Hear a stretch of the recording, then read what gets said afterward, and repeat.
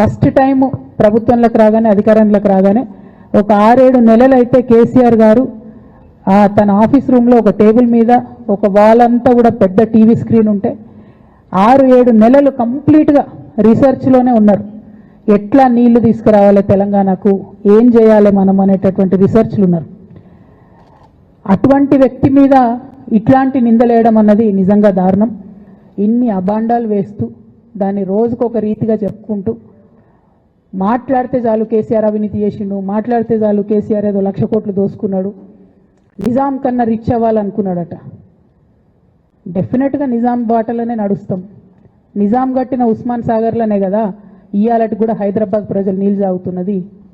ఆ నిజాం ఆదర్శం, ఆ నిజాం స్ఫూర్తి అని కేసీఆర్ గారు చాలా సందర్భాలలో చెప్పిండ్రు. ఇవాళ కాళేశ్వరం కడితే నేను చెప్తున్న గ్యారంటీగా ఇంకా 200 సంవత్సరాల తర్వాత కూడా తెలంగాణ బిడ్డలు కేసీఆర్ గారిని తలుచుకుంటారు.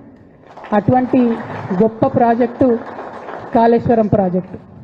మరి అటువంటి కేసీఆర్ గారి మీద ఇంత కుట్రపూరితంగా అభాండాలు ఎందుకు వేస్తున్నారు, వేసేటటువంటి అవకాశం ఎవరిచ్చారు అన్నది కూడా ఇవాళ బీఆర్ఎస్ పార్టీ శ్రేణులు కూడా ఆలోచన చేయాలి, తెలంగాణ ప్రజలు కూడా ఆలోచన చేయాలి.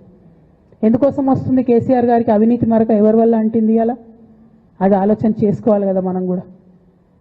కొంతమంది కేసీఆర్ గారి పక్కన ఉన్నటువంటి వాళ్ళు కేసీఆర్ గారి పేరు చెప్పుకొని అనేక రకాలుగా లబ్ధి పొంది వారు చేసినటువంటి అనేక చెత్త పనుల వల్ల ఇవాళ కేసీఆర్ గారి పేరు బద్నామయ్యే పరిస్థితి వచ్చింది.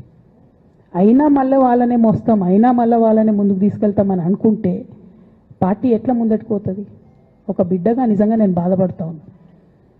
ఇవాళ 5 సంవత్సరాలు ఇరిగేషన్ మంత్రిగా చేసినటువంటి హరీష్ రావు గారిది మేజర్ పాత్ర లేదా దీంట్లో? అందుకే కదా కేసీఆర్ గారు వారిని సెకండ్ టర్మ్లో తప్పించిండ్రు. ఈ మొత్తం కాళేశ్వరం ఎపిసోడ్లో కేసీఆర్ గారికి మరక అంటిందంటే 2-3 వ్యక్తులు కారణం. మాజీ రాజ్యసభ సభ్యుడు ఒకలైతే, హరీష్ రావు గారు ఒకలైతే, మెగా కృష్ణారెడ్డి గారు ఇంకోడు, మెగానో బోగానో ఏదో.